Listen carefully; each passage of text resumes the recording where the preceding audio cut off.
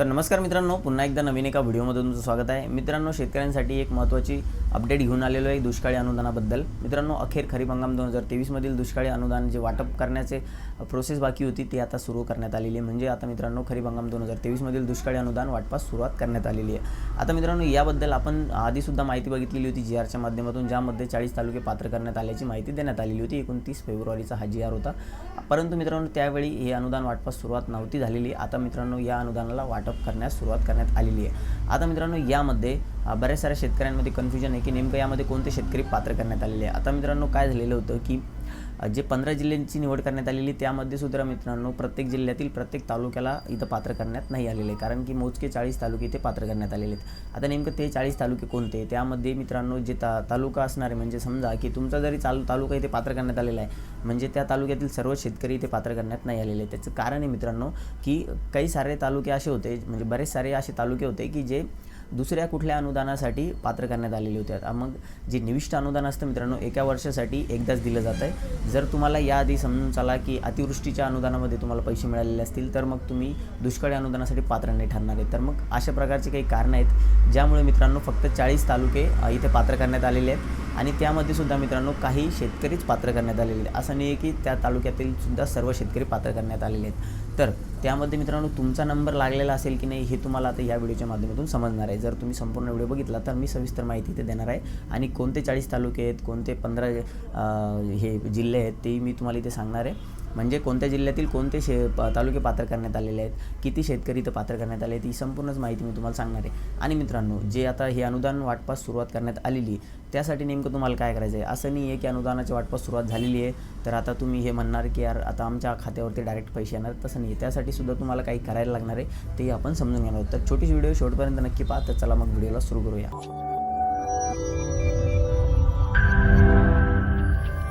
तर मित्रांनो, आता सर्वात पहिले मुद्दा की नेमकं कोणत्या शेतकऱ्यांना हे पैसे दिले जाणार आहे, हे दुष्काळी अनुदान दिलं जाणार आहे. तर मित्रांनो बघा, खरीप हंगामामध्ये ई-पीक पाहणी झालेले शेतकरी असणारे, म्हणजे जे पंचनामे झालेले शेतकरी असणार आहेत, त्यांची इथं यादी तयार करण्यात आलेली होती. आणि हेही बघितलं गेलेलं आहे की तुम्हाला अजून दुसऱ्या कुठल्या अनुदानामध्ये जर तुम्ही पात्र करण्यात आलेले असाल तर तुमचं नाव त्यामध्ये येणार नाही आहे. तर लक्षात घ्यायचं आहे की दुष्काळी अनुदान कोणाला मिळणार आहे, तर ई-पीक पाहणी झालेले शेतकरी, म्हणजे पंचनामे झालेले शेतकरी एकतर असायला पाहिजे तुम्ही, आणि तुम्हाला अजून दुसरं कुठलंही अनुदान यावर्षी मिळालेलं नसायला पाहिजे.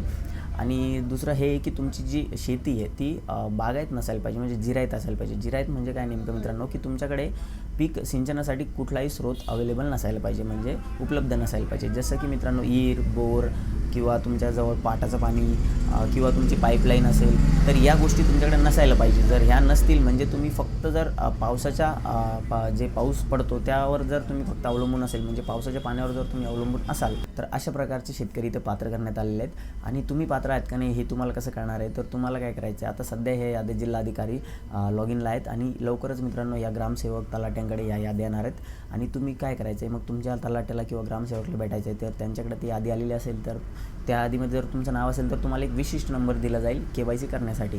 त्याला VK नंबरसुद्धा म्हटलं जातं. तो नंबर घेऊन मित्रांनो तुम्हाला CSC सेंटरवरती जायचं आहे आणि ते तुमची KYC करून देणार. त्यासाठी त्यांना आपले सरकार सेवा केंद्राचं जे पोर्टल असतं आहे तिथे जाऊन लॉग इन करून ते तुमची KYC करून देणार. तेवढंच तुम्हाला करायचं आहे. तर एकदा तुमची KYC झाली तर तुमचं काम संपतं आणि तुमच्या खात्यामध्ये हे अनुदान मिळणार आहे. आता मित्रांनो, अनुदान नेमकं किती मिळणार आहे, तर राज्य शासनाचा जो GR होता त्यामध्ये माहिती देण्यात आलेली होती की प्रति हेक्टर 8,500 रुपये आणि 3 हेक्टरच्या मर्यादेपर्यंत हे अनुदान दिलं जाणार होतं, म्हणजेच मित्रांनो 25,500 रुपये.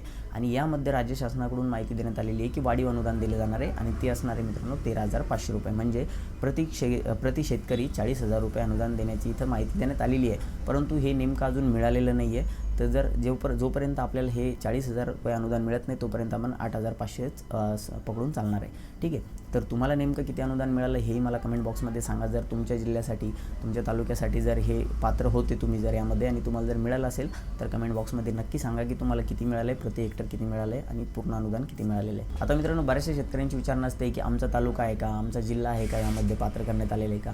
तर मित्रांनो 15 जिल्हे इथे पात्र करण्यात आलेले आणि 40 तालुके इथे पात्र करण्यात आले. आता त्यामध्ये कोणते ते 15 जिल्हे आहेत हे मी तुम्हाला सांगतो आणि सोबतच मित्रांनो त्या जिल्ह्यांमध्ये कोणते तालुके आहेत हे मी तुम्हाला सांगतो आणि त्यामध्ये किती शेतकरी पात्र करण्यात आलेले आहेत हेही मी तुम्हाला सांगतो. लक्षात घ्यायचं मित्रांनो की जे जिरायत पीक घेत असाल तुम्ही, जिरायत तुमचं क्षेत्र असेल तरच तुम्हाला मित्रांनो इथे पात्र करण्यात आलेलं आहे. बागायतसाठी हे अनुदान नाही आहे. ठीक आहे. तर आता मित्रांनो सर्वात पहिले जो जिल्हा आहे तो नाशिक आहे। तर मित्रांनो नाशिक जिल्ह्यामध्ये मालेगाव, सिन्नर, येवला हे 3 तालुके पात्र करण्यात आलेले आहेत। त्याचप्रमाणे मित्रांनो मालेगाव या तालुक्यामध्ये 1,01,992 शेतकरी पात्र करण्यात आलेले आहेत। सिन्नर तालुक्यामध्ये मित्रांनो 85,865 शेतकरी पात्र करण्यात आलेले आहेत।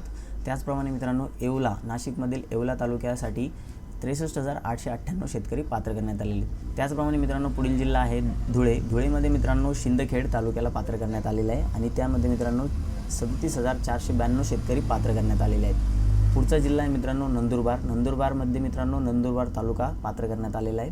51,258 शेतकरी इथे पात्र करण्यात आलेले आहेत नंदुरबारमध्ये, म्हणजे नंदुरबार जिल्हा आणि नंदुरबार तालुका। पुढचा जिल्हा आहे मित्रांनो जळगाव। जळगावमध्ये मित्रांनो 40गाव तालुका पात्र करण्यात आलेला आहे। त्यासाठी मित्रांनो 84,471 शेतकरी पात्र करण्यात आलेले आहेत। त्याचप्रमाणे मित्रांनो पुढील जिल्हा आहे बुलढाणा।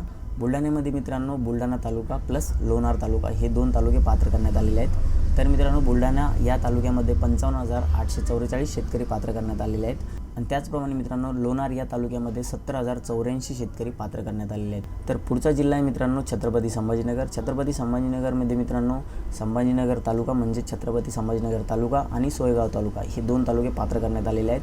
तर त्याचप्रमाणे मित्रांनो छत्रपती संभाजीनगर या तालुक्यामध्ये 1,02,515 शेतकरी पात्र करण्यात आलेले आहेत। त्याचप्रमाणे मित्रांनो सोयगाव या तालुक्यामध्ये 33,818 शेतकरी पात्र करण्यात आलेले आहेत।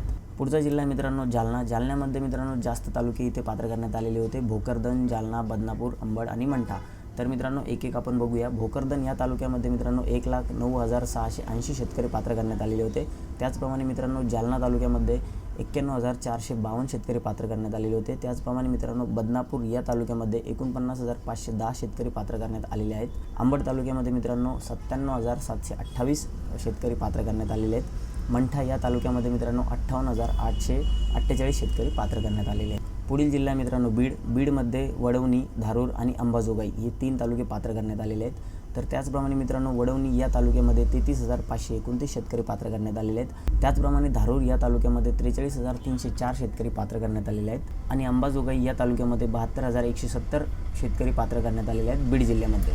पुढचा जिल्हा आहे मित्रांनो लातूर। लातूरसाठी मित्रांनो 48,017 शेतकरी पात्र करण्यात आलेले आहेत। त्याचप्रमाणे मित्रांनो पुढील जिल्हा आहे धाराशिव। धाराशिवमध्ये मित्रांनो वाशी, धाराशिव आणि लोहार हे 3 तालुके पात्र करण्यात आलेले आहेत। त्याचप्रमाणे मित्रांनो वाशी या तालुक्यामध्ये 37,933 शेतकरी पात्र करण्यात आलेले आहेत आणि धाराशिवमध्ये मित्रांनो 92,129 शेतकरी पात्र करण्यात आलेले आहेत। त्याचप्रमाणे मित्रांनो धाराशिवमधील लोहार या तालुक्यामध्ये 34,917 शेतकरी पात्र करण्यात आलेले आहेत। मित्रांनो एकूण धाराशिव जिल्ह्यामध्ये 1,64,259 शेतकरी पात्र करण्यात आलेले आहेत। पुढचा जिल्हा आहे मित्रांनो यामध्ये पात्र करण्यात आलेला पुणे जिल्हा। पुणेमध्ये मित्रांनो पुरंदर, सासवड, बारामती, शिरूर, घोडनदी, दौंड आणि इंदापूर अशा प्रकारचे 5 तालुके इथं पात्र करण्यात आलेले आहेत पुणे जिल्ह्यामध्ये। त्यामध्ये मित्रांनो पुरंदर, सासवड या तालुक्यामध्ये 56,360 शेतकरी पात्र करण्यात आलेले आहेत। त्याचप्रमाणे मित्रांनो बारामती या तालुक्यासाठी 45,461 शेतकरी पात्र करण्यात आलेले आहे आणि त्याचप्रमाणे मित्रांनो शिरूर, घोडनदी या तालुक्यामध्ये 55,137 शेतकरी पात्र करण्यात आलेले आहे आणि मित्रांनो दौंड या तालुक्यामध्ये 62,718 शेतकरी पात्र करण्यात आलेले आहे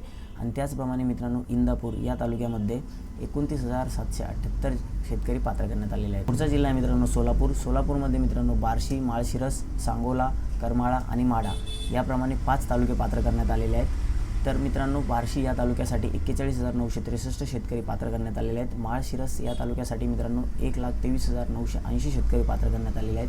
सांगोला या तालुक्यासाठी मित्रांनो 1,19,342 शेतकरी पात्र करण्यात आलेले आहेत। करमाळा या तालुक्यासाठी मित्रांनो 1,09,913 शेतकरी पात्र करण्यात आलेले आहेत आणि माढा या तालुक्यासाठी मित्रांनो 1,24,551 शेतकरी पात्र करण्यात आलेले आहेत। म्हणजे मित्रांनो सोलापूरमध्ये तालुकेसुद्धा जास्त आहेत आणि शेतकऱ्याची संख्यासुद्धा यामध्ये जास्त आहे। एकूण मित्रांनो सोलापूर जिल्ह्यामध्ये 5,19,489 शेतकरी पात्र करण्यात आलेले आहेत। पुढचा जिल्हा मित्रांनो सातारा। सातारा जिल्ह्यामध्ये मित्रांनो वाई आणि खंडाळा हे 2 तालुके पात्र करण्यात आलेले आहेत। त्यामध्ये मित्रांनो वाई या तालुक्यामध्ये 81,456 शेतकरी पात्र करण्यात आलेले आहेत आणि खंडाळा या तालुक्यामध्ये मित्रांनो 38,936 शेतकरी पात्र करण्यात आलेले आहेत। पुढचा जिल्हा मित्रांनो कोल्हापूर। कोल्हापूरमध्ये मित्रांनो हातकणंगले आणि गडहिंग्लज हे 2 तालुके पात्र करण्यात आलेले आहेत। त्यामध्ये मित्रांनो हातकणंगलेमध्ये 17,344 आणि गडहिंग्लजमध्ये 16,713 शेतकरी पात्र करण्यात आलेले आहेत।